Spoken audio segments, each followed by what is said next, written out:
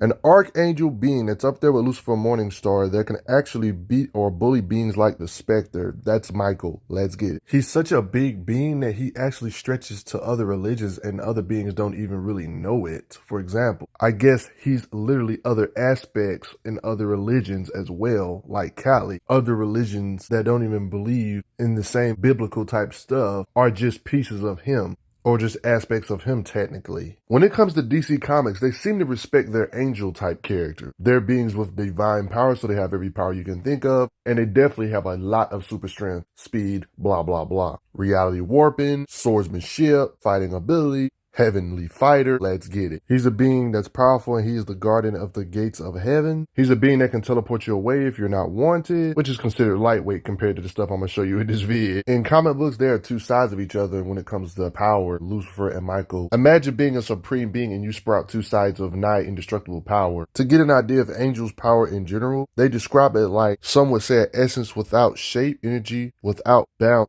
trying to say they're not bound by normal constraints. Michael's power is described as a spark that expands forever, ocean of power with no shore. They mean this literally, depending on, based on how much lore they have backing stuff up like this. The reason why both Michael and Lucifer are needed, despite them being nigh omnipotent type of beings or cosmic S-type beings, it's proven that their power is bestowed on them by God himself, a being that could bring a new cosmos out of the endless beginningless nothing. His death and rebirth released that power in an explosion so vast their might. They talk about how that power spilled out and became us all. Like, it literally became everything. The whole idea of Michael and Lucifer even being created, it's not that they was needed because the presidents could have did all the stuff he wanted to, but it was just the fact that he's played with a lot of different ideas. Imagine being an inventor and playing with a whole bunch of different inventions. But then he says, I think I'm going to come up with two extraordinary powerful beings, Michael and Lucifer, as my inventions. That's basically what the president said. They had the power within them. They didn't know how to use this power that they already had in them, aka they just needed skill on doing it, aka they were literally ideas. Let's just make a universe. You're probably thinking, if beings are this divine, why do they even need each other to create a universe? Why do they even need skill? Michael is the one that gave birth to the matter itself, and Lucifer is the one that shaped it into suns and stuff, for example. Like, Michael will literally create a puzzle, but he can't put the puzzle together without Lucifer because he's the one that shapes it all. So they both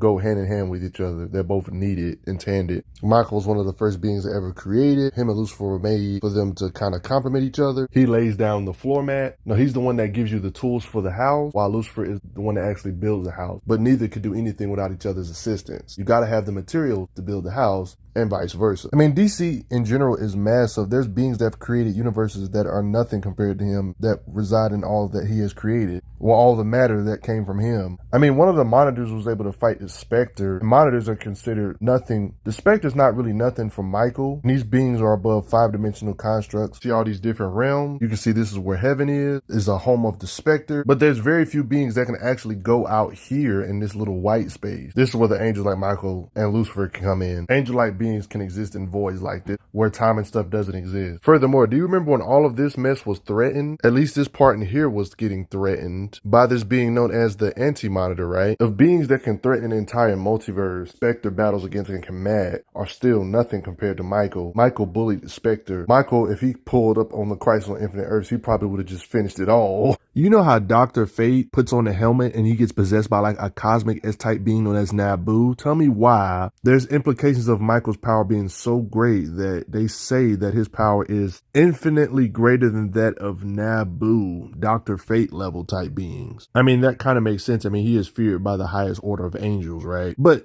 back to the Dr. Fate thing. This is impressive because it was implied that Dr. Fate, or one could say Nabu, a cosmic S-type being, could correct the zero-hour parallax multiversal destruction type of event. Don't forget the zero-hour parallax event that Nabu could apparently undo or fix was compared to the Crisis on Infinite Earths event. And despite all this, and his power is apparently infinitely greater than beings like cosmic beings like Nabu. Michael's name, and when you Google the definition, it is stated that it is a being responsible for the creation of the universe, the maker or creator of the world, blah, blah, blah. He's a being that dwells in infinity. 50 years means nothing to a being like him. Like, he literally dwells in infinity. When it comes to the archangels, it's literally confirmed. he is set over chaos. Everything you currently see is literally Michael's will. They say, examine your own substance or that of anything you see, stars, stones, water, air. Look close enough and you will see Michael's will working there. Oh my gosh, that's impossible. Only God can do that. But he said, he is that name I just showed you. God chose him as his second. When it comes to all the archangels, aka when it comes to God's servants, they state in narration here, there is no one as mighty as him. Matter of fact, he's so divine, when he interacts with characters we love, like Alan Scott, Green Lantern type characters, he has to choose a form that may not overload his senses because of his glory, because of the power of God passed to him. Believe it or not, there are other divine beings like him, so he can be caught off guard and badly injured. Also, torturing Michael is a bad idea because it would just straight up threaten all of reality itself. Matter of fact, when he's about to detonate, he gets taken to the void, aka outside of creation, and his detonation actually ends up creating stuff around him. As collateral, you can see that it's not just white anymore after the detonation. In this occasion, he was apparently dying. God's power will pour out and overwhelm everything that exists. Michael's raw power within him will scour the world's clean and will be nothing left. Even when you think he's about to die, he never truly dies, and he just kind of creates stuff when he's supposedly about to die, you know what I mean? Because that's the kind of power he has within himself. Obviously, he has other abilities like energy projectile type of ability, but when Lucifer's mind was acting gone for a while, his blast actually knocked Lucifer to his senses. It was literally stated between the difference between Michael and Lucifer, talking about how he gave us power great as his own. A lot of lore and writer intent to show off their might. Michael believes he could cast Lucifer out of heaven again if he wished, showing that the power he once had, he still got it, and he don't want none of that smoke. I mean, he has to be powerful if he led the army to take on the fallen angels, right?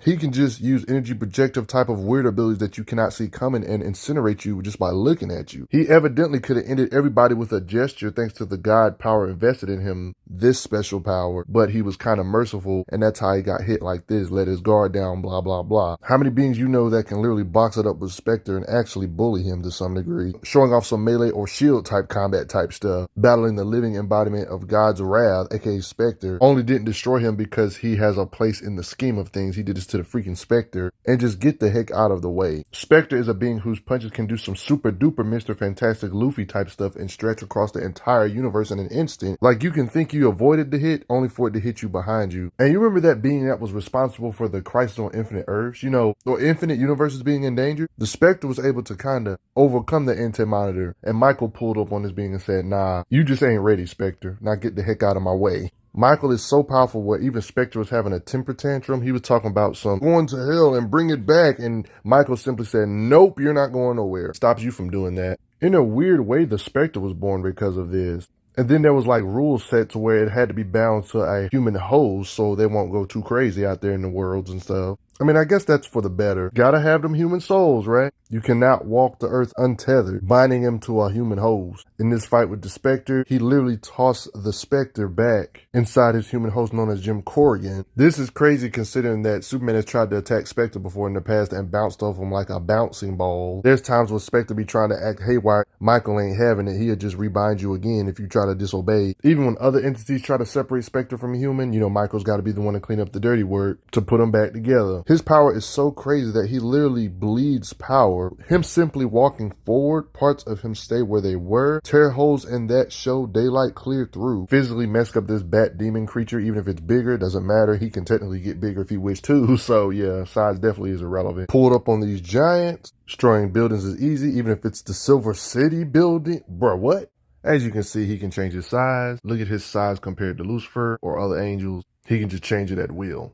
He's so high up there in the hierarchy, he can grant you redemption and actually make you God's wrath, the Spectre, and erase your memories of the bullcrap that you done. Can make you a vessel of God's wrath. You know he got a power and authority. But at the end of the day, I think you guys get the idea. He's ridiculously overpowered. He's infinitely above multiversal buster level beings. Makes Nabu look like a joke. A being that can restore Crisis on Infinite Earth multiversal type of destruction. Would you want to see him fight characters like the Beyonder? Just let me know what you think about it. That would be intriguing. But before I get going, you have to check out my Lucifer Morningstar video on top of this video to get an understanding of these beings' might. And if you plan on doing that, I would like to thank you everyone that has donated to the channel. Respect, Michael. I'm glad you are enjoying your time on the channel. Make sure you check out the playlist on the channel to see other How Strong videos. If you like what this channel is offering, make sure you hit that subscribe button, and I will see you guys later.